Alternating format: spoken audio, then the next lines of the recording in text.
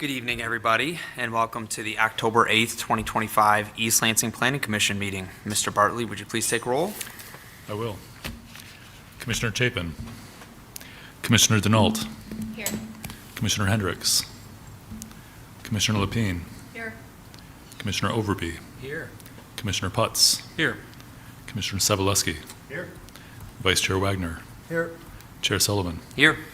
We have quorum. Thank you much. Is there a motion to approve tonight's agenda? So moved. Seconded. Moved by Commissioner Denault. Who seconded? Seconded by Commissioner Putz. Seeing no discussion, all those in favor vote aye. Aye. Opposed, nay. Ayes have it. Agenda approved. Is there a motion to approve the minutes from the September 24th, 2025 Planning Commission meeting? So moved. Moved by Commissioner Overbey, Second. seconded by Commissioner Lapine. Seeing no discussion, all those in favor vote aye. Aye. Opposed, nay. Motion carries. Minutes approved. That takes us on to item number 2, committee reports. We have 3. Mr. Bartley? Yes. Age-Friendly Communities Committee has not met since your previous meeting. Their next meeting is next Thursday, the 16th of October. And the committee is finalizing their updated work plan, and I hope to have something to present to you as an informational item, potentially December. We're going to shop it around to a couple of commissions, including the Seniors Commission, University Student Commission, and this commission. I'm not sure whether or not we'll do that before or after it's adopted. So, and also just to mention that MSU has their Age Live program, which is sort of parallel to East Lansing's Age-Friendly Communities program. And they are restarting their Town Gown series, and they'll have a series, a speaker series next week on Friday at noon at People's Church. I think it's about a Ukrainian professor's experience here. The Comprehensive Plan Update Coordinating Committee has also not met recently, but will be meeting this month. We had our celebration of the adoption of the comp plan last week on Thursday at Ann Street Plaza for about 4 hours. It was great. I think gave away all the ice cream cups, or almost all the ice cream cups, so I count that as a success that we had. I think we had 100. We had live music. We had cheerleaders out there, very compelling. They were getting a lot of people to our tent. But really the idea was just to make sure that people were aware of the comprehensive plan update and had a chance to understand it and ask questions. It's a great event. So, and I saw a couple planning commissioners there, so thank you for attending if you're able to. We have our comprehensive plan committee. We do have 2 meetings of that committee this month. It's sort of debriefs from the process that went on since late 2023. Just trying to understand from staff's perspective what went well, what could be better for our next process when that comes up in a couple of years. So those meetings are on the 15th and the 28th. At the request of a couple of planning commissioners, we are going to do a retreat to dive into the comp plan for you, to make sure you guys understand it completely, and we expect that to be on November 12th. And then finally, Green Code Committee met just before your last meeting. We had originally hoped to bring recommendations to council for their discussion-only meeting next week. However, after talking with the city manager, we're going to hold off and bring those recommendations in December to the city council for discussion. And then after that, we hope to get some guidance as to how they'd like us to proceed. We develop some ordinance language and bring it back to them. And if it's zoning ordinance amendments, of which we expect several, those will come to you for your consideration and recommendation first before they adopt. Any questions on any of those committees? So for the comp plan deep dive, I missed the date you said. You said December, the Planning Commission is going to do a... I think we'll plan on doing the Planning Commission retreat in November. Probably the November 12th meeting. And we'll just do that right here at the normal time. Okay. Any other questions for city staff? All right. Seeing none, I'll keep it with you for your staff report. Thank you. Very briefly, City Council met last night. They had a public hearing for the rezoning of the DDA properties downtown, 340, 328, 334, 340, 344, I believe, Evergreen. Those had been zoned RM32. The Planning Commission considered the rezoning request a B3 and recommended approval. I'm glad to report that the City Council took a page out of the Planning Commission's book and said, we like this, let's act at the same meeting as the public hearing, and they had approved it last night, so that happened. And just so you are aware, in 2 weeks, staff will be out of the office for the Planning Michigan Conference in Kalamazoo. We appreciate your flexibility with scheduling. We'll be talking about next year's schedule this evening. I don't expect to have any conflicts with conferences next year, but staff is very glad to go to that conference, so we appreciate your change in the calendar. So with that, our next Planning Commission meeting will be on October 29th, which otherwise would be the 22nd, but we moved it to the 29th. And that's all for my staff report.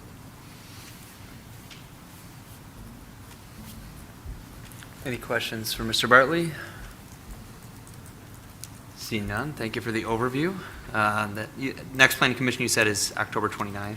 Correct. Okay, got it, noted that. All right, that takes us on to item number 4, Commissioner announcements. This is the time for commissioners to make any general announcements. It's also your time to disclose any conflicts of interest on any item on the agenda. Any conflicts of interest or commissioner announcements? All right. Seeing none, takes us on to item 5, communications from citizens. Up first is 5.1, written communications. I saw 4 letters regarding item 6.1, Sheetz on tonight's agenda, split, some in opposition, some in support. So I didn't miss anything, did I? Just those 4? Correct. Beyond that, we did not receive any communications. Great, thank you. Up next is verbal from the audience. This is your time to come forward and address the Planning Commission. We ask that you keep your comments to 5 minutes or less. Identify yourself on a card that's up there, and if you are here to address item 6.1, tonight's public hearing, generally we ask that you give your comments during the public hearing for that item. So would anybody like to come forward and address us on any other items on or off tonight's agenda? Again, if it is on item 6.1, we ask that you speak then. Okay. Thank you. I can take it up here when you're done. All right. Seeing none, is there anyone online in the queue? No one in the queue. Great, thank you. Okay, well, after that foreshadowing, that takes us on to item 6.1, tonight's public hearing, which is a request for Alex Siwicki on behalf of Sheetz, Inc. for approval of a special use permit located at 111 East Saginaw Street. The applicant request is to construct a 6,139 square foot Sheetz restaurant with a drive-through and 4 gas pump islands with 8 pumps. The property is zoned B2, Retail Sales Business District. Good evening, Alicia Wright in Planning Department. I'll take it up here. The property consists of a 2.135 acres and is the site of the former Rite Aid, which was a 14,637 square foot building. The proposed request is to construct a single-story, 26-foot tall, 6,139 square foot Sheetz restaurant with a drive-through with 8 gas pumps and 16 handles serving up to 16 vehicles. The restaurant provides 30 interior seats as well as 16 year-round outdoor seats. The restaurant includes kiosks for ordering made-to-order food such as appetizers, sandwiches, salads, wraps, milkshakes, and coffee. The restaurant will also sell takeaway alcohol for off-site consumption. The proposed facade designs include a red brick veneer, beige cast stone masonry veneer with a cast stone sill. The proposed design includes metal standing seam roofs. The awnings cap all of the windows and are also standing seam metal. And there's also a brick paver walkway. The proposed vestibule entrance has an architectural canopy with a hip tower roof. And there's also a secondary vestibule with a hip tower roof and 1 additional customer egress point. The red color scheme is similar to the business center located across the street southeast of the site. The canopy complements the building in color and massing with stone bases to match the store. There are also 2 staff and service egress points that exit to the southeast and northwest points of the building opposite the fuel pumps. The proposed plan includes 3 outdoor display areas around the building, washer fluid station between the main entrances, and then the propane and ice machines are screened with aluminum fencing on the side of the building. The trash area will be fully screened with brick walls and a dark bronze steel gate. The lighting proposal is 14 pole lights that are 23 feet in height. There's 29 building lights plus parapet lighting, 22 canopy lights and eyebrow lighting. They are all fully shielded, do not move, flash, strobe, or change color, and meet the standards of the ordinance. The proposal includes 13 stacking spaces for the drive-through, and the minimum requirement is 10. There's a slight improvement in impervious coverage with a reduction of 356 square feet. 29 trees are provided in compliance with the ordinance. The original request was changed to provide for thornless honey locust and crimson spire oak after a discussion with the city's arborist. Yeah, sorry. Landscape plan.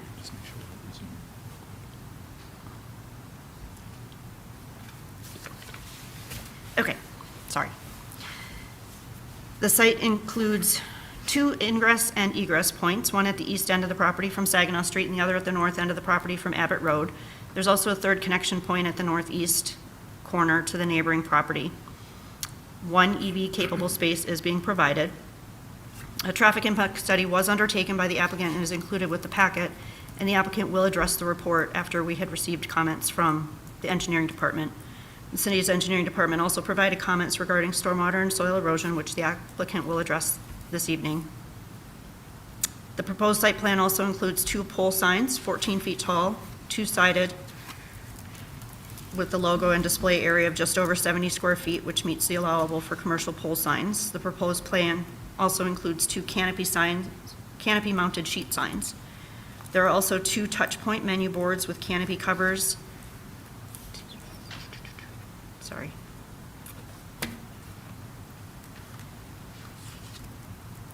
I went too far. 1 second.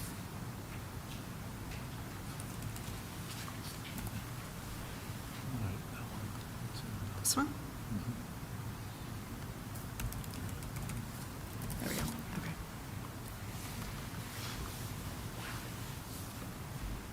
Sorry, the plan includes 2 touch point menu boards with a canopy cover, 13 feet tall, 6 feet wide, with a drive-through clearance sign at the entrance to the stacking lane, which has been reduced to meet the 14-foot standard allowable height.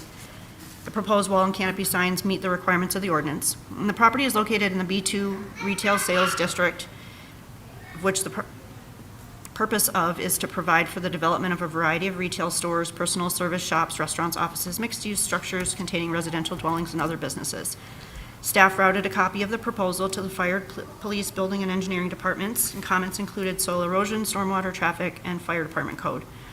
Drive-throughs and auto service stations require special use approval by the City Council with a recommendation by the Planning Commission. The 2018 Comprehensive Plan designates this area as a C2 commercial.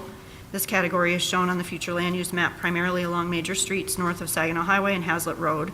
And the category allows for office, retail, service, restaurant, and laboratory uses.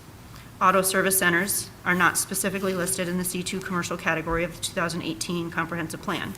The intent of the land use category is to provide transition between flexible land use options provided in the C3 land use category and the more conservative land use options reflected in the C1 land use category.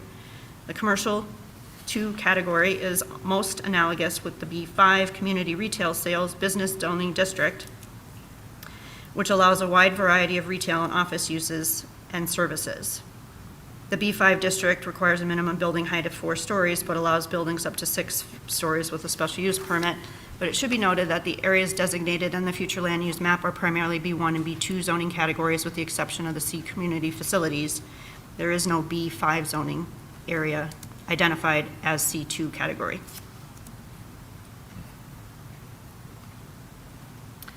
Answer questions, and the applicant is here. Oh, one more thing. At the bottom of your report, there were a number of items to be discussed, which I think I addressed most of them in my comments.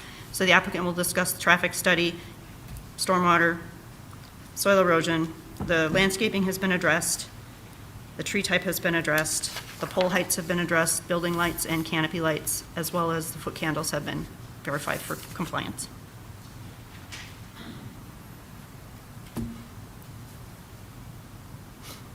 Great.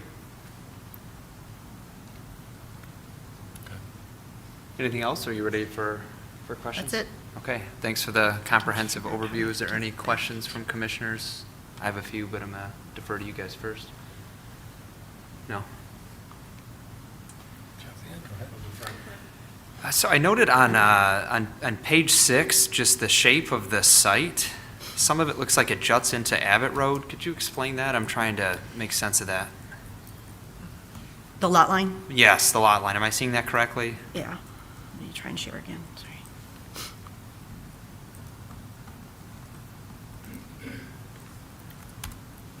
So this section here? Yeah. Yeah, that's just the manner in which the property lines are existing, Interesting. but they're not using that area. It's just, it's part of the public right away, and it'll end up back to the public. And this isn't just an SUP application. Is it going to require rezoning? Nope, no rezoning. No rezoning necessary? And just to clarify, the special use request is for the drive-through and for the gas station. The alcohol does not require special use approval, nor does the restaurant. Okay. Is there, I noted on page 219 and 220, there's actually a really helpful comparison of the impervious surface between the current site and the proposed site. I didn't see a calculation as to what the difference would be. I don't know if you have that information, or I should ask the applicant, but. It's a difference of 356 square feet, but their engineer is here and can address those A questions. reduction of? A reduction. Okay. And on page 8, the lighting, it's noted that all the lighting is facing downward. Is there any lighting on the site that faces outward? No. In your application packet, the photometric plan shows the dark sky, essentially. So at the about last page of the photometric plan, you can see little lights. I can't get it to come up, but hold on.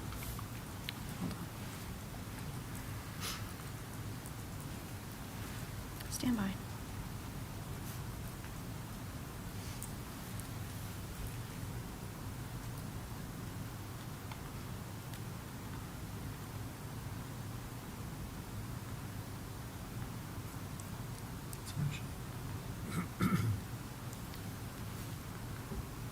shown the photometric plan shown Great. online. So all the lights cast downward.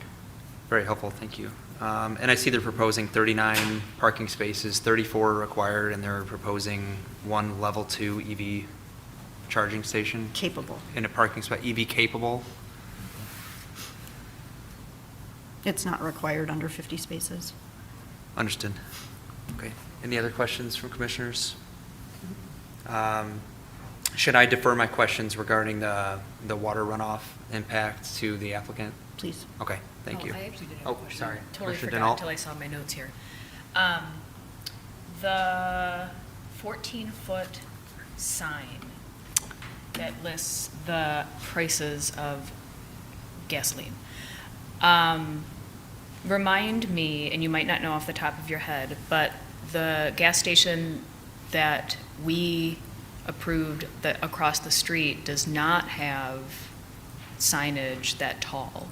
Was that something that we asked the applicant to adhere to, or were they just trying to maintain a low profile as was expected sort of in that parcel? They just didn't apply for us on that one. Okay, thank you. Just in general, I did see a letter from the public addressing the, I guess, the size and the amount of, a number of signs that were on the site. Is that generally in line with city ordinance and city requirements? It all complies with the ordinance. We have a pretty liberal sign ordinance. But that's something we could potentially review. Okay. I don't have any additional questions. Any other questions? Noting Commissioner Chapin arrived at 6:52 for the minutes. Sorry. We're just happy to see you.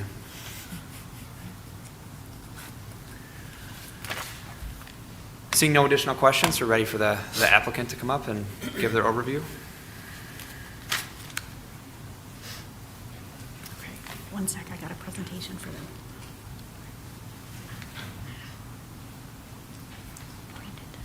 Good evening, everyone. Can you hear me? My name is Alex Siwicki from Sheetz. You can find me at 39300 West 12 Mile, there we go. 39300 West 12 Mile Road, Farmington Hills, Michigan.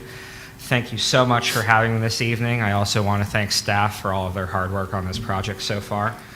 We are very excited to be coming to East Lansing and Mid-Michigan as a whole. If you'll indulge me, how many of you have ever been to a Sheetz?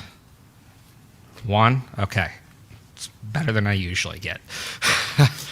So Sheetz was founded in, if you go to the next slide for me, please. Sheetz was founded in 1952 in Altoona, Pennsylvania. That is about a half hour south of State College. And it was founded by Bob Sheetz. It was originally a restaurant and carryout, and it was that way for the first almost 30 years of our business before we started selling fuel. 70 plus years later, we now have 800 plus locations. We opened our 800th location in Raleigh, North Carolina about a month ago now. And it is still wholly family owned and operated, privately held by the Sheetz family. On the next slide, you'll see a little bit of a family tree. There are roughly 16 family members that work in the business every single day across a variety of levels. The person that directly leads my team is a Sheetz family member, so I can personally attest to their direct involvement in the direction of our business. But moving on to the next slide, going back to really how we started. So restaurant carryout. This is a picture of the interior of what you can expect at this location. That's the 30 seats, or some of the seats that are inside. But what really makes our offer unique is our MTO, and it stands for Made to Order. It was invented back before we used to have just like standard sandwiches and stuff like that. But the MTO was created back in the very early 90s by a district manager, where he was giving out these little slips of paper to people. His name was Earl Springer. Little slips of paper to people and said, let me make your food however you want it. And people would challenge him to come up with the most crazy combinations that they could think of. And that's how it kind of started. So now today you can order on those kiosks right there, just underneath the red counters, and you can get 1.8 million different combinations of food out of our kitchen. So the craziest combinations you can think of. I always come up with really lame combinations because I'm kind of a plain Jane type of person, but if you want to put mozzarella sticks on your cheeseburger, go for it. If you want to put mac and cheese bites, which I highly recommend, on your salad. Salad's probably not healthy anymore, but go for it. The company was also founded on the fact that we wanted to be the ultimate one-stop shop. So that's kind of where the gas came into play, and a lot of the other offerings that we do. So it's not just the restaurant, but we also have gas. We also have a litany of convenience and grocery items throughout the store, so you can get toilet paper at 3 in the morning if you find yourself in a bit of a pinch. Toilet paper, milk, eggs, bacon, hamburger buns, there's a lot of things like that. So it's really just about being that ultimate one-stop shop. But because we're also entirely family-owned and operated, the company is very unique compared to others, meaning that we do almost everything in-house. So for example, as my presence in front of you today, most often when you have developers come in front of you, it's a civil consultant or somebody that they've hired. I work directly for Sheetz. And that's going to show in a little bit of our architecture. So if you go on the next slide here, we spare no expense. 4-sided architecture, high quality materials as the planning staff laid out, full section brick and stone, standing seam metals. This building is very expensive. We have outdoor dining, and to talk about, again, some of those things that we do ourselves, we do all of our own maintenance with our own employees. Our fuel is delivered in trucks owned by Sheetz employees, Sheetz, driven by Sheetz employees. Same with our distribution for our food and our restaurants. Vertical integration is a really important thing. We also really believe in being a good employer. So if you move to the next slide for me. Sheetz has been on Fortune's 100 list of top companies to work for the past decade. For the past 10 years, Sheetz has been ranked one of the top employers to work for in the entire country. And that is just really awesome. It's evident of how much the Sheetz family gives back to their staff. We have top-notch medical and dental, paid time off, parental leave, all the bells and whistles that you could possibly think of, and really to a high caliber. I always like to get anecdotal here. So just about a year and a half ago, my wife had to have an emergency appendectomy. $21,000 surgery cost me $100. Top-notch insurance. Also, like the tuition reimbursement. So I actually started at Sheetz as an electrician. I'm an electrician by trade, went to trade school. I was in our maintenance team. Sheetz paid for me to go for school. I went to school for civil engineering. I'm actually just getting ready to finish up my master's degree, all provided by Sheetz. Great employer. But enough about the company. Let's talk a little bit about the site. So going on here, as planning staff alluded to, it's a 6,139 square foot restaurant, convenience store, and gas station located at Saginaw and Abbott. It is on the overview slide. Next page is a 2.135 acre site. It has the 8 fuel pumps with the 16 stations and a convenience lane. And then over the next few pages, I have just some different slides of renderings and stuff like that that I think are all in your packets, but it's nice to have up on the screen. So other than that, I am here to answer your questions. Questions from commissioners?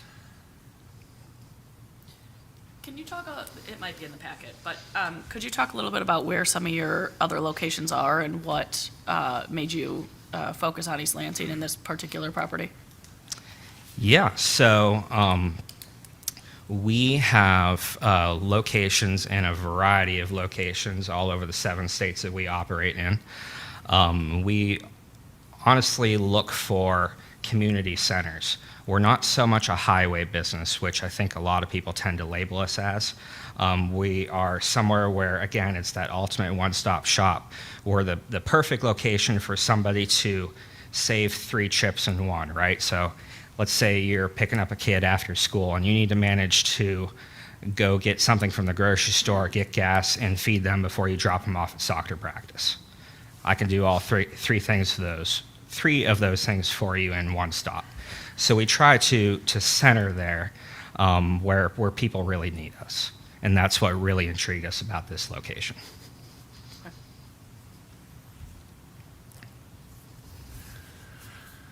Any other questions? Vice Chair? Can you tell us a little bit, sorry, can you tell us about the drive-through? You're a 24/7 operation, but what are your drive-through hours and how would that, I'm trying to think of the site, and would it be like where the current Rite Aid drive-through is? I know you're raising the building, but can you tell me about the drive-through? Sure. So it's called a drive-through because every zoning ordinance calls it a drive-through. No zoning ordinance actually knows how to define what we're actually offering here. We tend to call it a convenience lane. It's a very little part of our business, and the reason we offer it is to be that one-stop shop and to be that ultimate convenience. So maybe you need to, instead of coming into the store to get your grocery item and your food, you can order ahead on the app if you want, or you can order at the kiosk and pull right through. At our max hour, like during lunch, you'll see about 8 cars an hour, so it's a really slow drive-through, if you will, compared to actual drive-throughs, and might see 60, 70, 80 cars an hour. But to show you the location, it actually is, it's not in the same spot where Rite Aid's is now. Alicia, do you mind kind of using your cursor to show where it is? Can you see? So it's along the front of the building there. So you come down south on Southwest corner. Abbott, kind of hang a left around the front of the building along Saginaw, and then exit out. Okay. Thank you. But said another way, I think he was trying to get at what the hours were for the Oh, drive-through. I Is that apologize. You 24 did hours? ask that. Everything is It's- 24/7. Okay, and the gas is 24/7? Yes. What about the patio? Everything is 24/7. Sorry, you did ask that. Thank you. Commissioner Putz? Yeah, question on the traffic study. It was completed, in the packet it said it was completed during the summer Mhm. when we have it's a college town, so there's significantly lower traffic during the summer. Is there any interest on maybe getting an updated traffic study for during the school year? Yeah, so these are both MDOT roads, as I'm sure you know. And it is pretty typical for when school, just regular school, is out of session to not conduct traffic studies. But MDOT actually said go ahead and do it. So we went ahead and did it. I think it's probably due to the fact that this area, while there may be a little bit of an increase of traffic when the majority of the student body is around, is nowhere in comparison to other locations throughout the city where they're actually partaking. I wonder about that. Yeah, I would probably gander to disagree, just given the amount of student apartments that are north on Abbott. So I think I would agree with Commissioner Putz. I think I would be really interested in seeing a updated traffic study that's done when students are back in session. Understood. I also want to point out that our establishment is a traffic capture, not a traffic generator. We are there as a convenience. It's true. Study, no matter how much traffic is there, will prove that. So the numbers aren't likely to change. We will certainly look at it. I would also gander to guess, though, that Sheetz, being a new novelty, will generate some additional traffic. That would be good for us. A question about the patio size. It looks like it's a pretty small patio. Is that typical for a Sheetz establishment to have a patio that size? It is very standard, yes. Okay, so just 16 seats outside. Yep. 16 seats. Is it 3 tables? There's technically 5 tables. There's 3 4-seaters and 2 2-seaters. Okay, thank you. So how many, is that outside? Yeah. That's, okay. There's 16 outside and then 30 inside. And I'm trying to remember my visit. Isn't there a small little eating area just off the entrance? Yeah, 30 seats inside, yep. So that will keep people that want to eat before they go, Yes. and it would need more parking that way. The amount of parking that we're showing is pretty standard for Sheetz. We've figured out how much we need to make sure that everyone can get in and out comfortably. This might be, Commissioner Levine? thank you. This might be a question more for staff, but I'm hung up on the 24/7 outdoor patio. Do we have anywhere in East Lansing that has a 24/7 outdoor patio? I mean, is that, does not that aware of fit any. within our, But they don't serve alcohol either. So the restrictions in the downtown area, and Landon can correct me if I'm wrong, are typically. but they would sell alcohol here, you just have to take it off premises, right? Yes, off-site consumption. Yeah, we're not aware of other patios that are open 24/7. But we don't have any restrictions except if they're serving alcohol. Okay. Can you speak briefly about the response you had today about the water runoff, soil erosion, and those Yeah. issues? So a lot of those issues are really engineering questions. While they do affect the site plan some, they don't really generally affect the layout. But to be short and sweet, we will fully comply with all of the city standards when it comes to soil erosion, SWIP protections, and then our ongoing operations, storm detention, storm systems, water quality, all of those types of things. Okay. Quickly noting Commissioner Hendricks arrived at 7:06 PM for the minutes. But in lieu of having an engineer here, can you comment if there's an overall positive or negative impact and kind of high level what you expect from the site as proposed? I mean, I would suspect that it'll be a positive impact. It's a new development. We're decreasing, albeit slightly, the impervious area. We also take our water quality very seriously. Being a fuel station, we're very sensitive to those types of things. And, well, frankly, the amount of water, I know you all had some serious flooding, I believe it was last summer. So it's something we're very cognizant of. We realize that might be an issue, and we definitely don't want that issue for our business either, let alone the rest of the city. So it's definitely something that we'll make sure functions appropriately and satisfies the city engineer. Right. Okay, thank you. Any other questions? Commissioner Yeah, Chapin? first of all, I apologize to my fellow commissioners for forgetting about the 6:30 starting time. I hope that's the last time that ever happens, but my apologies to all of you. I had some questions, and I'm a little sheepish about jumping in because maybe they've been addressed. But back to the question about the traffic impact study, there's some confusing information in the packet, to me anyway. Fishbeck offered an opinion, and at the bottom, they said that they did not approve, non-approval of the traffic impact study. Did we talk about that already? Because there's some, I think that's confusing, and I think it kind of connects to the point that we have about a traffic impact study done while the students are here, because it is noticeably different. May not be in Farmington Hills, but it's noticeably different here in East Lansing. So I think that's a wise idea to connect back to that, and maybe the staff can connect the fish book or the Fishback report to whatever comes next, but I think that's a key question, especially at that intersection. And then I have another odd little question here. There's a reference to an art fund donation. Did we talk about that previously? No, Okay. not specifically, So but- did Alicia, did you mention that? Yeah, so part of the site plan process requires new projects to either provide an art item or a donation in lieu of, and Okay. they've selected the donation. Okay, that answers that. Okay, fair enough.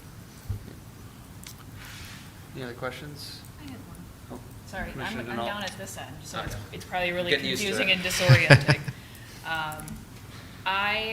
One of the standards that we have to take into consideration when we're reviewing proposals like this is that the proposed use shall not materially diminish the economic value of adjacent properties or the city as a whole.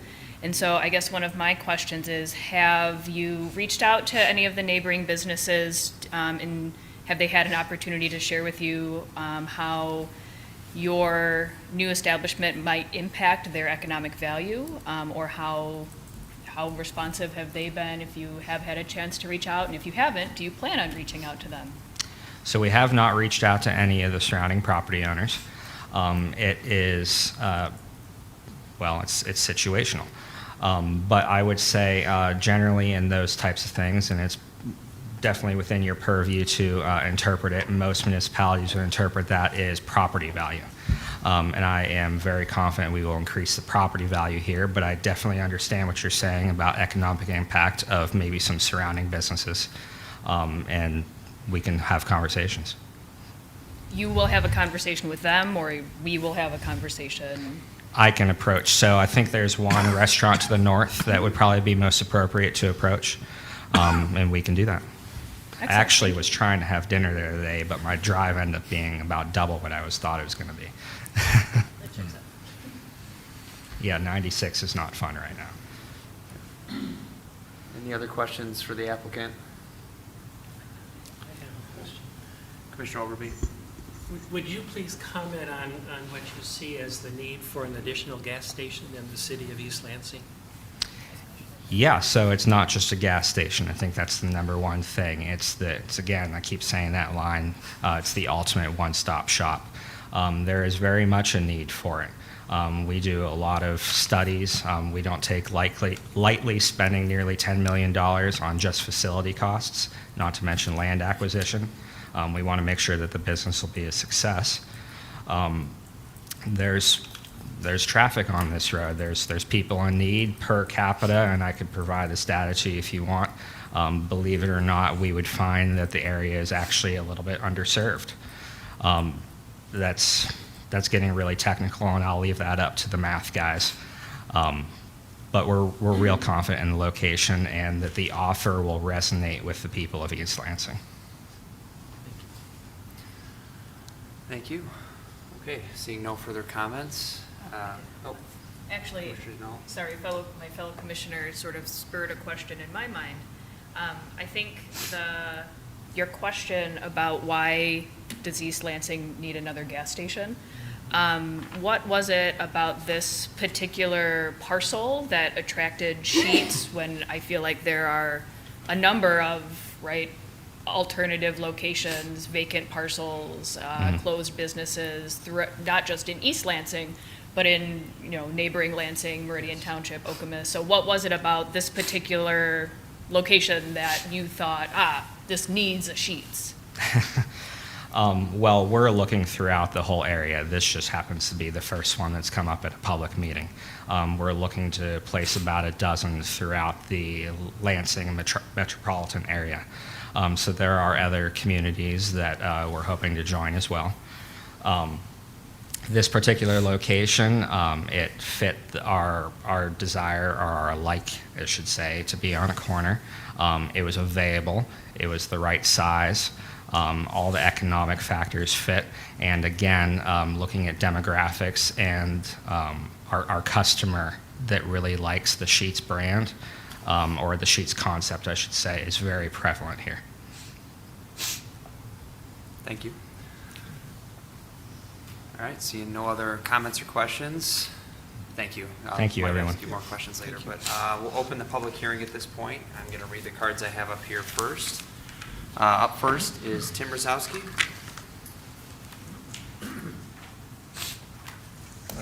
Tim Brzezowski. I reside at 613 Grove. And so I went through the packet, a couple weeks ago for the first time. I saw the renderings in the paper. So I was generally aware of it, and I had some questions that were stirred. Many of the questions were answered by the report, and I wanted to comment. I thought the staff report was very good, and actually I thought the applicant's packet was very comprehensive, so very useful.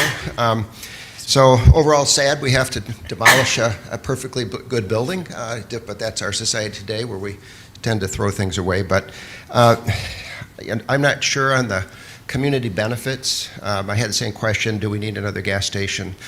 I'll go there if the gas is cheaper than Costco. I don't know if it will be or won't be, but we've added pumps at Costco. We've added pumps at or we'll be adding, I guess, at the Meyer gas station.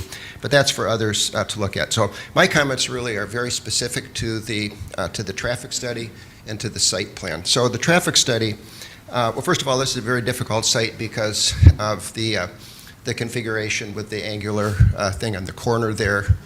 So it makes it a tough site. I think what further complicates it is the three separate functions: the gas, the convenience store, and the drive-through. I think that's an awful lot to pack on to this particular site. I had a question when I first looked at it at stormwater, but I felt really good with the staff report on stormwater. Feel confident that the applicant will manage stormwater appropriately. I think the engineering will be on top of that, so that's good. The traffic study, I think, has a lot of defects. Well, not necessarily defects, but things it didn't look at. Clearly the seasonal issue. Today I just happened to drive on that intersection going to a thing, and there were literally 10 cars stacked up heading south on Abbott at that intersection. So I think that the queuing study is really important, and I think the traffic study probably needs to be reconsidered or added to consider traffic during the school year. There are some other aspects of the traffic study that I thought were interesting. It never mentions pedestrians, and it never mentions bikes. And in fact, I searched on the entire 231-page PDF, and I found 2 references to bikes, and they were both in our standards, but nothing in the applicant's packet.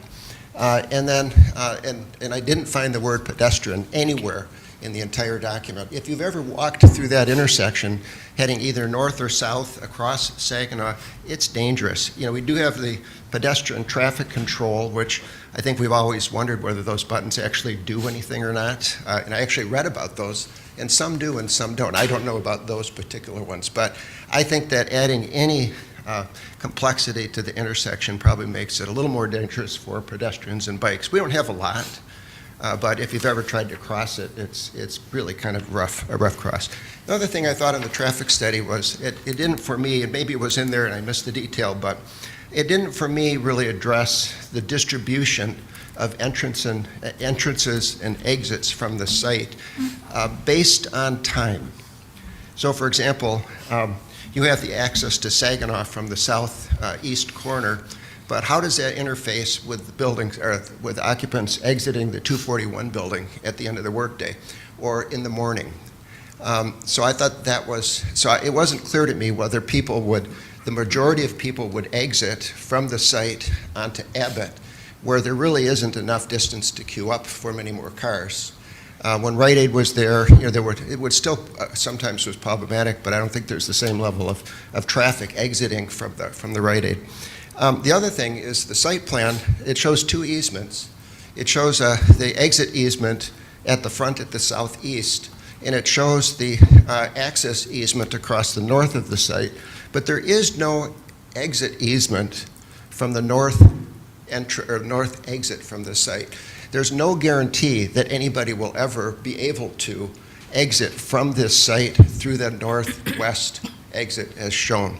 So I would look for something, and I really appreciated the question about did you talk to any of the neighbors, but if I'm the 241 building or the First National Bank, I might be concerned that my traffic flow along what really is my property is going to 30 change seconds. as a result of this project. So those are pedestrians, bikes, traffic, queuing, and then one other comment about the architecture. So first of all, this is a very experienced owner, and I think you have in-house architectural and design services. But 2 things that bothered me about the plan was one is the exposure, the primary exposure. So if you look at the south, the elevation that faces the intersection, or the elevation that faces Abbott. On the Abbott side, we have propane tanks and a roof ladder. And on the street side, we have a bunch of drive-through windows. So I think a little bit more attention to what happens on those 2 facades would really be helpful. Thank you, we appreciate your comments. Up next is Mary Ann Stowe.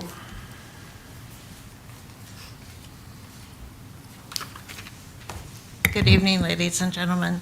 My name is Mary Ann Stowe. I live at 1625 Hitching Post in the White House neighborhood.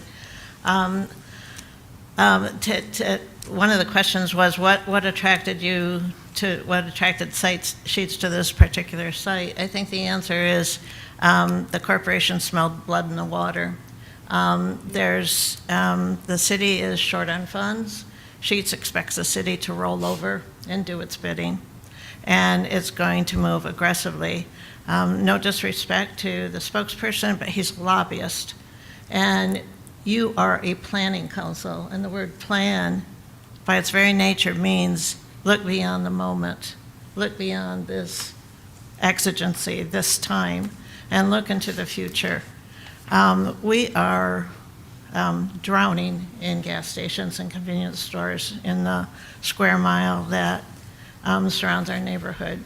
The plan, when I saw it on the screen, my first thought was this belongs in Holt off of 96. It belongs in Okemos off of 96. It belongs in Frandor, where there's a lovely Rite Aid site that's available. It is not consistent with this community. We pride ourselves on being a community where we put our neighborhoods first, we put our schools first, we put our residents first. We pride ourselves on being a walkable community that is full of trees, that is full of natural areas. The plan, as I saw it, it's gaudy. It's just gaudy. 2 of our 5 children are architects, and when they saw the plan, they were absolutely appalled. Because if you look at that stretch of Saginaw, you have some across the street is an architectural gem where the State Medical Society used to be. If you look at the corner of let me say it would be the northwest corner by Saginaw and Hagedorn, there's a lovely building. We have the MEA, we have the bank building, we have the Abood complex. The quality is subtle. It's not overstated. It's not garish. This is garish. It looks cheap.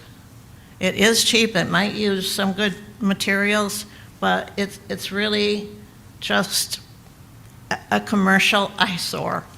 And I would love to see, and I think people in our community would love to see, that site being made useful for something else. An MSU Federal Credit Union branch would be wonderful there and would really be needed by the community. I'm concerned also about the fact that even though federal policy right now is pushing fossil fuels, it is inevitable, and I think as a planning council, you need to take that into account. It is inevitable that we are going to transition to other forms of energy. It is inevitable. It might not be tomorrow, it might not be in 5 years, but it's inevitable. And these are toxic material sites. Every single one of them of the gas stations that surround us is a toxic material site.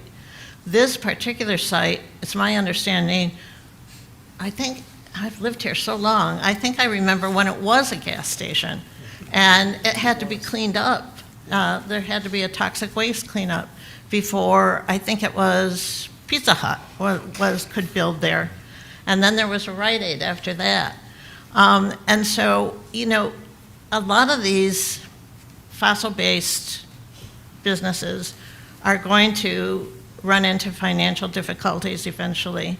And it's going to be the taxpayers of the community that are going to be left with the costs of those bankruptcies, those businesses pulling out. I didn't hear 30 anything seconds. about studies that showed that there is a demonstrated need within this area that surrounds the residential area that I live in, a need for another gas station or another convenience store. There are so many.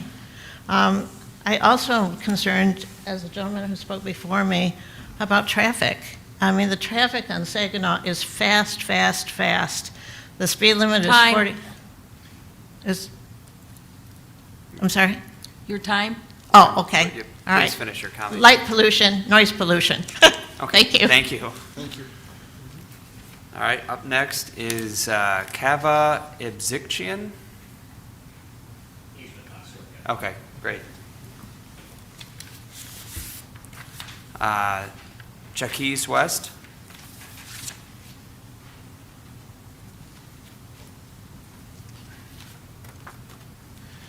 Good evening. My name is Jack West. I'm a Lansing resident. 3906 Stillwell. So I'm the president of the Churchill Down Neighborhood Association. Go Churchill Downs.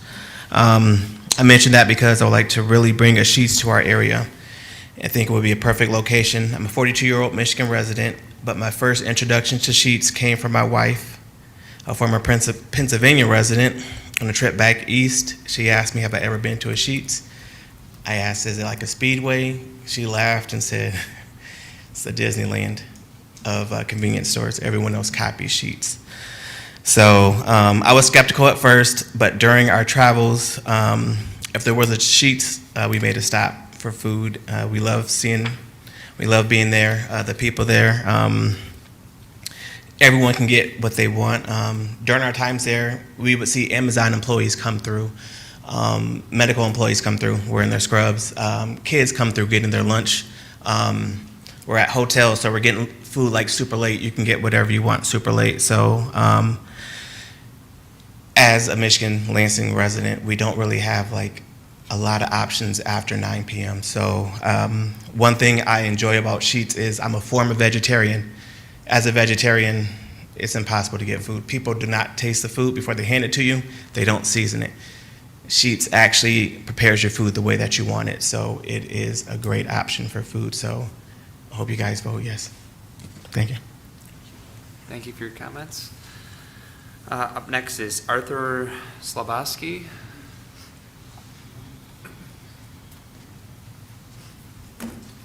I live at 1764 Colorado Drive. I just want to ask for a few free seconds to correct the record. Abbott is not an MDOT road. Abbott is a city road. Mr. Siwicki said that they're both MDOT roads.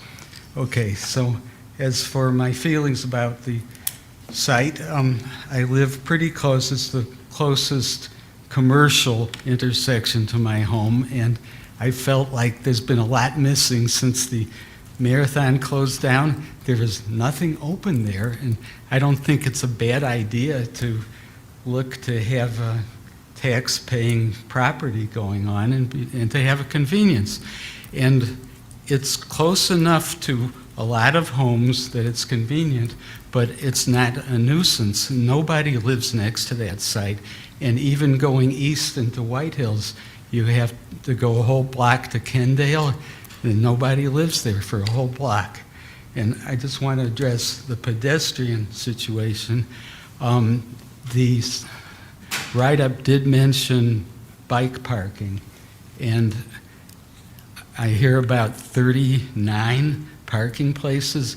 Every small retail site in this town, most towns, has more parking than is necessary. And I could say, let's have even less impervious space. I don't know why you require 34, but if you do, let's go down to what's required. And I saw 4 bike parking spaces. How about make that 8 bike parking spaces? That's not an awful lot, not expensive. And about pedestrian access, I did notice, I was glad to see that there's 2 paths at 2 corners of the site provided so that people can walk in without being in conflict with the car driveways, because that's a typical situation that you have to walk in where the cars are going, but not here. And as for adjoining businesses, I suggest to Mr. Siwicki that you put in a walkway connecting you directly to 1 North so people can go back and forth without having to walk to the sidewalk of the street. Before I give a full-hearted recommendation, though, as our friend from South Lansing mentioned, that there's not a lot of places to get things late at night. I'm thinking, late at night, people are going to come from miles around to go to this place, and I'd just like to know what the police think about that. What's that going to be? But I agree with what Mr. Siwicki said about car generation, that, okay, there'll be a period for sure where people will show up just out of curiosity, but when that settles down, and you talk about the student apartments to the north, they will stop on the way home. And it's not adding traffic, it's people are going to be there anyway. They'll stop in there. Also about the traffic flow, if the signing is done right, there's no need for anybody to turn left onto Abbott from the site, that they could go out to the Saginaw exit and make a right turn. So I don't really see that as being a problem. And the biggest nuisance we have right now is people coming out of the Marathon station, the post office, going north onto Abbott and getting into the left lane to go left onto Saginaw. And now with this gas station available to the north side of Saginaw, likewise, people won't have to be there at Marathon. They can go into Sheetz, get their gas, come out Saginaw, and make a right turn. That's my comments. Thank you. Thank you. We appreciate your comments. Does anybody else wish to come forward and address this item? Okay, make sure you know who you are, but make sure you fill out the card, please. I will. Josh Ramirez Roberts, 1431 Old Mill Road. I did not realize these meetings started at 6:30 now, so I showed up a little bit late there. But the one thing I do want to say is I'm against this. Firstly, like we were already talking about, the traffic study was conducted at off-season, not at peak time, right? And also, I really want to touch on the comprehensive plan update. I think that was touched on earlier in this meeting. But when we're looking at health, walkability, pedestrian access, one of the areas actually marked as an overall detriment to public health is this intersection. Do we think a drive-through and gas station will improve that? If not, it goes against the goals of our comprehensive plan. Then also another goal of our comprehensive plan, increasing pedestrian crosswalks, like not increasing, but I guess centering more around pedestrian and crosswalks. And like Tim was saying, zero mentions of pedestrians in this site plan because it's not built for pedestrians, it's built for cars. Do we want to be building for a car-centric city or a pedestrian-built city? And really, as someone who had to grow up walking back and forth across that intersection as a kid, it is really dangerous. The Sheetz will not help that, right? And, you know, the idea that vertical integration is a good thing. I used to teach economics. Vertical integration is not a good thing except for the person who has vertically integrated. So don't know why you would brag about that part. Because essentially, if it's a convenience store and a gas station and a restaurant, that's a restaurant that people won't go to, that's an East Lansing business. That's a convenience store, H&H Mobile, another local East Lansing staple, people won't go to that anymore. Vertical integration is not good. Another thing that's not great, family owned and all the families in Pennsylvania, that's money that's going directly out of our community. That's something that Commissioner Cahill wanted me to say there. And then also, this is an area that's significantly above mean temperature for the city, which is part of the negative health impact. Do we think that turning it once again into a glorified parking lot is really going to help that? And also the idea that there is a much better usage for this space. Any kind of housing, any sort of mixed-use structure, anything really except a gas station would be wonderful.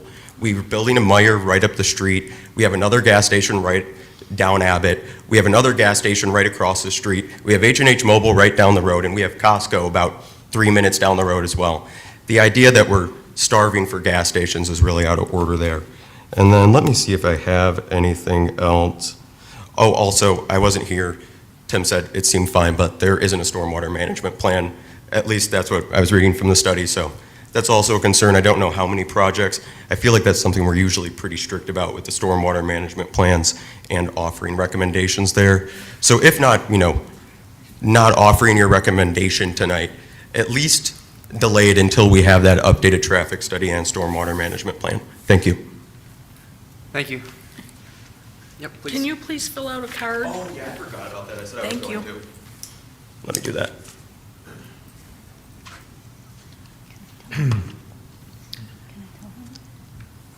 So my name's Jason Barris. You might remember me from a year or so ago, year and a half ago. Obviously, we have a specific interest, and I just want to come up and touch on a few points I heard. We have a neighboring property just to the south of this, and it's the Marathon gas station. So obviously, I don't want to sound too biased, and I heard a lot of good things. So I just want to touch on a couple things, but we invested a lot of money also ourselves. Our location was always a gas station for, I know we talked about this with the city council, going back to the 60s and 70s that was there. We reduced the use on our property for what we had. It used to be a car wash gas station, and we went just down to the gas station. My concern or my thought on this is, don't get me wrong, I mean, nothing against Sheetz, but it's a gas station, restaurant, the drive-through. We had to jump through a lot of hoops in our approvals, building a wall, the site set in back, much smaller piece of property. So I think what's happening, from what I heard from the Meijer station going in north of us, now you got Meijer, Speedway to the west, you got the Costco, a couple mobiles and stuff like that. So I think this corner is, again, I'm saying this a little biased or whatever, but I think it's turning auto-centric. And I think from the light commercial use that it was at would be better served if it didn't go from a light commercial one use to multiple 3 uses. And then on top of that, I mean, the drive-through is right there facing the intersection, the back of the building. And that was one thing we did, was we tried to push it back as far as we could. And obviously we're getting ready to open, so I think we're going to serve the neighborhood. But again, I can't reiterate enough that it was always an existing gas station. This other corner was a gas station a long time ago. It went away. So going back and forth and flip-flopping, and everything else. Oh, and the other thing I was going to say is, one thing about our buildings is, one of the things we did was we painted our buildings red. And that was one of the topics that came up there, like, hey, anything but red or whatever. And we actually switched it to the charcoal. And we actually kind of incorporated that into all our new stores that we're doing. And there was a comment on our architecture when I was at this meeting in this position a year and a half ago, and we did do some upgrades and, you know, and stuff like that. So I'm proud of what we built. You know, again, I don't want to be biased. I don't want to, you know, knock anybody down, but I think this would be, you know, diminishing to our property values, our investment. I think the traffic would be impacted, and I know everybody else kind of already touched base on that a little bit. So I won't, you know, harp on that stuff, but everybody else kind of made some good comments that I would agree with. So I'll fill out the card, and then I'm all set. Thank you. Thank you. Appreciate the comments. Please. I'd like to make a few comments. My name is Frank Barris, and I don't want to sound biased either, but the president of my company is my son, Jason Barris, who we are a local family-operated business. We don't have 800 stations, but we got a lot of stations, and we're all in Michigan. We do everything ourselves. We haul our own gas. We do everything ourselves. And I'm proud to say that I also have my third generation. Jason went in, graduated from Michigan State. My oldest granddaughter is a senior at Michigan State right now. We know the area. I'm a big booster of Michigan State. My grandson now is third generation in our company. And I just like to say that it's been a gas station for years. It's always been a gas station. So and we diminished the property use, and we just I went by there. We kind of studied the traffic there too, and I dare anybody to try to out of the proposed location to at about 6 o'clock. I dare you to go into that location and make a left-hand turn and go south on Abbott toward the university. It's impossible. So I don't know how they're going to do that traffic, but ours is a given, and I appreciate the time, and I'll fill out this card. Thank you very much. Thank you. Any other members of the public that wish to come forward? Please.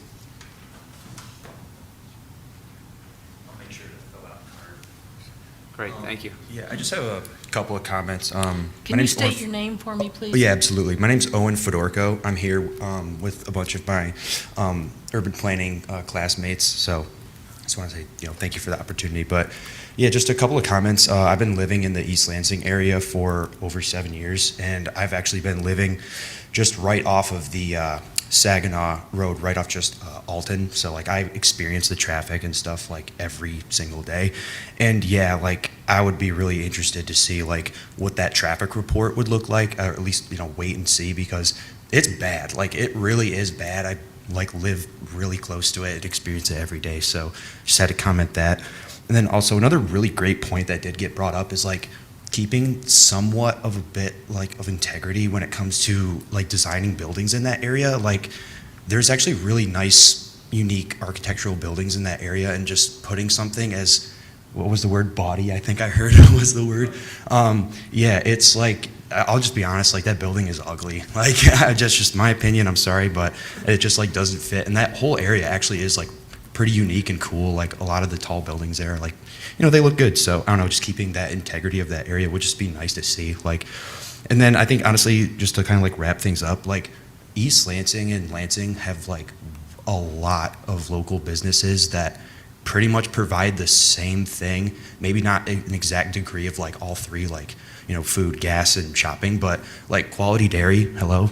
No one mentioned Quality Dairy, like, but there's like a bunch of other local businesses that still like would see like not great results from this, in my opinion. But yeah, I would just really like to see us stay like more localized in that kind of way. Like, let's be real, like Sheetz is literally the Walmart of gas stations. Like they literally have like 800 stores. Like, not trying to be negative, but let's just keep it a buck. Like that is the objective truth. So again, does East Lansing need another gas station? My personal opinion, no. but if it's going to happen, let's just make sure we do the like proper steps, like we take the proper steps, like, well, you have to get these water tests done, we have to get this traffic situation like study done, and if it doesn't, I think that's just it's just a waste of time, like for like all of us, like, and like I said, I've been living in East Lansing for 7 years, and it's just, I don't know. I think there needs to be a lot of different like studies done, and maybe ask like more locals like about the situation, because like I don't know, I'd be willing to bet that a lot of people are not really a fan of this. But again, that's just my opinion. Thank you so much for the time. Thank you. And you're filling out a card. Thanks. Any other comments from the public? All right, seeing none. Anyone online in the queue? No one in the queue. Great, thank you. At this point, we'll close the public hearing for this item. We will presumably see this item at the October 29th Planning Commission meeting. And it sounds like there's a couple items the Planning Commission asked for a response on. Okay. That takes us on to, as we have no unfinished business, that takes us on to item number 8, new business. Did you have a, sorry, did you have a Did you comment? all not have any follow-up questions? No, that concluded that agenda item. So I had noted. Would you like me to address any of the public comment? At the next Planning Commission meeting, we'll have the opportunity to address those. I noted concerns about potential traffic study update, bicycle parking, notification to surrounding property owners, and I think we'll talk to city staff about potential police opinion on the site too. Okay, very good. Thank you, everyone. Thank you. Thank you, everybody. Yep. All right, that takes us on to number 8, new business. 8.1, the 2026 Planning Commission meeting dates and submission deadlines. Thank you. So this item, just a couple months before the end of every year, we want to make sure we have the calendar, proposed meeting calendar for the Planning Commission before you. We don't need to vote on this tonight, but if you're comfortable doing so, we'd appreciate it. This sticks to the second and fourth Wednesday schedule that we've generally stuck with. I mentioned at the top of the meeting that our next meeting will be on the 5th Wednesday of the month because of a conference that staff is going to. But for the 2026 calendar, we don't have any exceptions like that. We have checked, and it is a 6:30 start time continued as proposed. I think that the commission seems to be generally in favor of that time. If you're not, this would be a great time to discuss that. Let's see, we did check this proposed calendar against MSU and East Lansing Public Schools, different breaks, spring break, summer break, fall classes, fall breaks, et cetera. We checked against planning conferences. We don't see any major conflicts, I guess, with this calendar. So if you have any questions about it or any comments about any specific dates, I'd love to hear them. I'll lead off with some comments. The one conflict I did see potentially is March 25th. It's not during the East Lansing Public Schools spring break, but it's the day before. So that one could be problematic if people want to leave early. I also have a conference that date. And for what it's worth, I checked my conference schedules for the year, and July 23rd and August 12th, I have conferences those dates. So I don't think we need to necessarily change it for me. I'm just noting that I have difficulty attending those 2 dates there. So I don't know, does anybody else have any comments? We don't need to act on this now. I think kudos to you for getting this to us so early. I typically recall seeing this in like December, so. We'd like to give it a little advance notice, but like I mentioned, you don't have to take action tonight if you don't want to. Okay. Any other comments on the schedule? I think if everyone's okay with it, my recommendation would be just everybody takes a look at it, and maybe potentially we could take action on it at the next committee meeting, next commission meeting, and vote on it then. Is that agreeable? We'll do that. Thank you. All right. Great. I don't need an official motion for that, do I? No, we'll just bring it back next meeting. Great. All right, that takes us on to item 8.2, request for a representative for the CD Advisory Committee. So the Community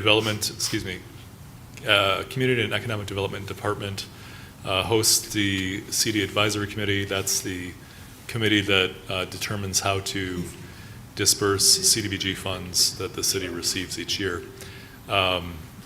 The City Advisory Committee has had a Planning Commission representative on it for many years, and staff is requesting a Planning Commission representative for this year's City Advisory Committee. For past years, I think as long as I can remember, Ed Wagner has been the representative, but I've only been here just 2 years, so I don't know who was before Ed. And it doesn't have to be the same person. But no one can remember who was before me. No one can remember. So I think it was you, wasn't it? I've done it for 3 years in a row. It's a fabulous experience, and I highly recommend it, and I highly recommend that I don't do it again. So I like to spread the wealth. It's really fun to listen to all these groups come and talk about the cool projects we're working on. It's fun to have discussions with other commissioners from different commissions about how to give out money, and like we usually agree on things. There were lots of meetings where there was lots of argument and no. I mean, we took majority rules voting, but there's no real consensus ever about how to give out the money. So I recommend it, and I would really like someone else to take over, please.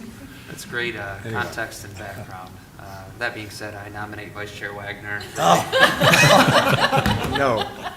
No. He said rejected. Yeah. He does not accept. Is anybody else interested, though? Excellent, Ryan. Thank you. Second Yeah. that. Yeah. Yes. All right. Third.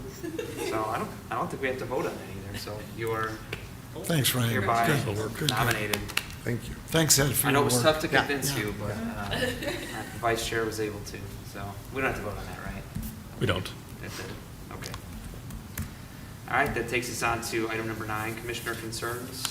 Any concerns from commissioners or just general comments? You know, I just wanted to, I'm so sorry about, I was so ready for this meeting, and I was so looking forward to it, and I walked. You really weren't that late. I wasn't that Only late? once, trust Oh, me, okay, I'm all right. that So people. anyway, but I missed the context a little bit.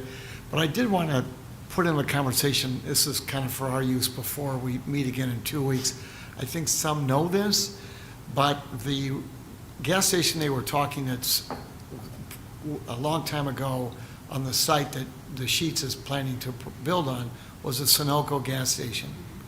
And that was built shortly after the Amoco station, now the new Marathon station, was built across the street.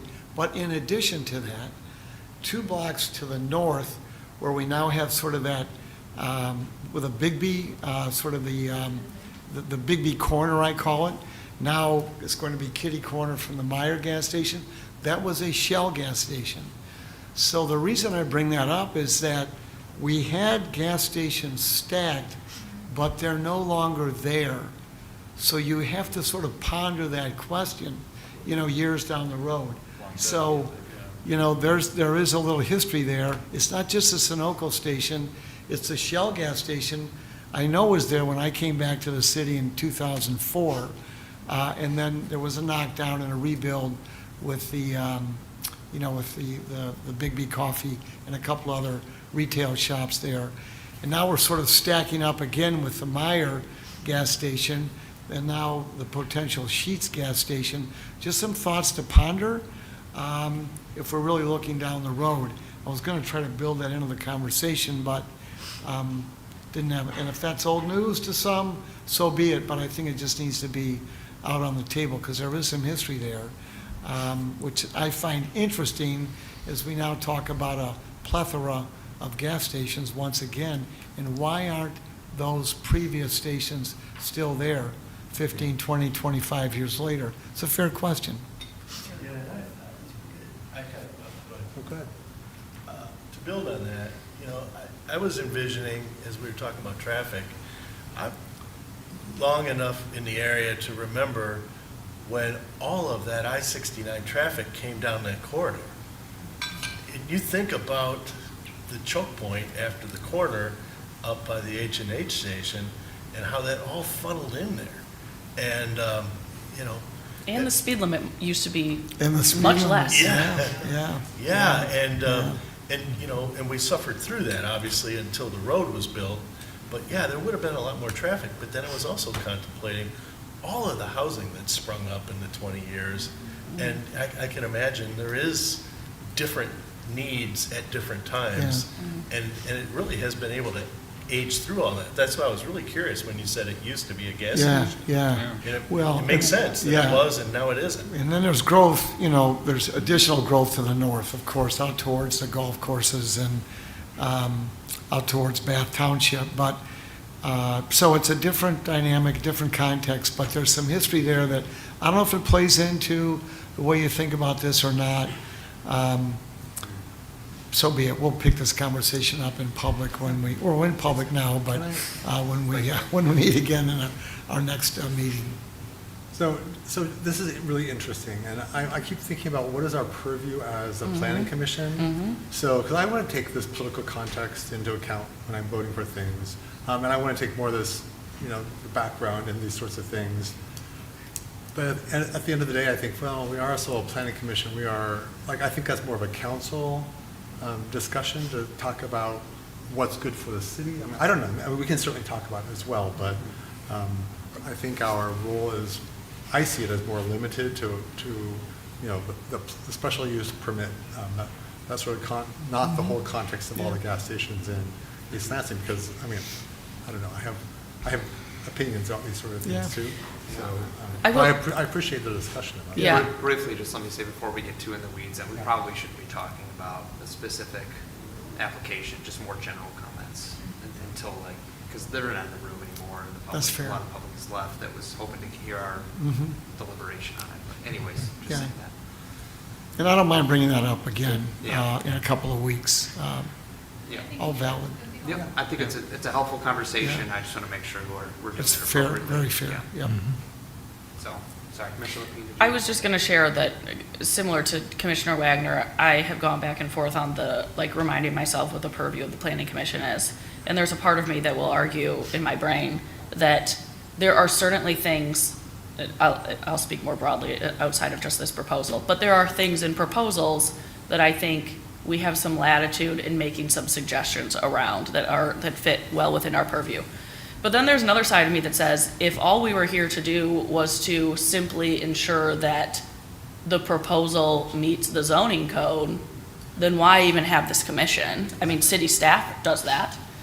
So I think that there's a little bit of gray space and wiggle room that I think it's fair to, that we can give ourselves, because at the end of the day, the city council has overridden our decision before, and that's their purview. But I'm more inclined, I think, to factor in some of the historical context, as long as there's still a rationale within our comments based on the code. Because I always go back and forth on that. I'm like, why do we even have a planning commission then if that's all we have to do? Like, but. Sir? Yeah, well said. Any other? Just briefly to add to this, I will confess that I'm still struggling with the concept of, is there any information that tells us of the need for another gas station in the city of East Lansing? And you heard me ask the question and you saw the answer. You can make your own judgment about the answer. But I'm still struggling with that question, and how do we then take that into account in our thinking and in our decision? Yeah. I think at the end of the day, like, you can consider what you want to consider, and you can evaluate the criteria you want to evaluate. That's but, how I see it. But the role of, as the Vice Chair said, of the Planning Commission is specific to the planning process, and whatever you want to consider as part of that is at your discretion. I just recommend that I think the bylaws are specific about some of the criteria, and of course the comprehensive master plan is our guiding document. But okay, any other comments or questions? Just want to note, I'm pretty upset that Commissioner Denault missed the bike rack only having 4 spots. Oh, don't worry, it was in my notes, but I figured I'll bring this up to the applicant at a later time.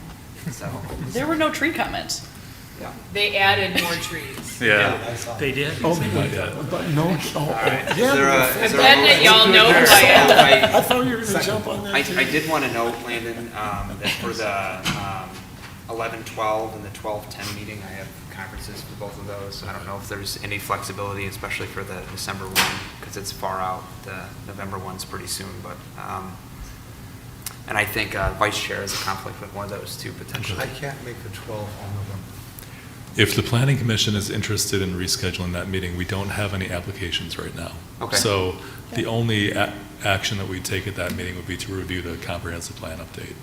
That's the only meeting for the whole month, right? Of November? Correct. Yeah. So we could have it a different Wednesday Yeah, or that's something? fine with me. I believe we also have the Lansing Township item to potentially consider at one point too, but I didn't see any emails with feedback on that. We don't have to vote on it either, so. I'm open to moving it, of course, selfishly, because I'm not going to be Yeah. here for the 12th, but, and you know, because we only have one meeting both of those months, I think there's a little bit more flexibility. I could move it to the following week, just the following Wednesday, The 19th? the 19th. I can't do the one before, for what that's worth. I also just had a quick question, Chair, if you don't mind. Yeah, sure. That maybe fits within Commissioner concerns, but I should have asked it earlier. I admittedly was not at the last meeting, but I also looked at the minutes and I didn't see anything. Whatever happened with the proposal about, like the property from the SBS owner? We haven't yet received an application. They haven't come back. They were only asking for potential revisions to Yep. the diversified ordinance. Okay. So they haven't submitted the site, or they may have submitted the site plan, but it hasn't been on our Got it, agenda okay. yet. I wondered So- if I missed, They yeah. haven't come back. Okay. Correct. Yeah. We have been in conversations with the developers. At one point, they were very close to submitting and then decided essentially to wait until some sort of resolution has been Okay, come cool. to with the diverse housing requirement. Thank you. So just to reiterate, it seems like the November meeting is moved to the 19th, if that's agreeable. And then I'd love to move the December one if possible, but I understand if it's not. We should make a formal motion to reschedule those meetings, please. Okay. So move, can we do that now? Can we move, yeah, I mean, is there a potential date that works for the December one for everybody? What's the original date? It's December 10th.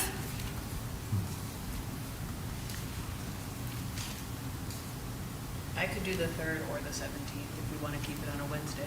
I can do either as well. I can do the 3rd, not the 17th. And I can do the 17th, not the Okay. 3rd. I'm good for either, so. We have to choose who we like better. Flip a coin. Whatever works best for Oh, no, I could do the 17th. I'm good. Okay. I can't read a calendar. 17th then? All right, so I guess I'll make a motion to move the planning commission meetings for 11-12 to 11-19 and 12-10 to 12-17. Is there a second? Second. Seconded by Commissioner Putz. Any discussion? Seeing none, all those in favor, vote aye. Aye. Opposed, nay. Those dates are moved. Thank you. Hopefully that's not bad for you. I didn't hear any opposition up there, so. We'll make it work. All It'd right. be funny if you opposed. Thanks, guys. I really appreciate your flexibility. Okay. What time do we start? Is there a motion to adjourn? Motion to adjourn. Second. Moved by, was it Vice Chair? Second. No. Moved by Commissioner Sobolewski, seconded by Commissioner Denault. Seeing no discussion, all those in favor vote aye. Aye. Opposed, nay. We are adjourned at 8:01 PM.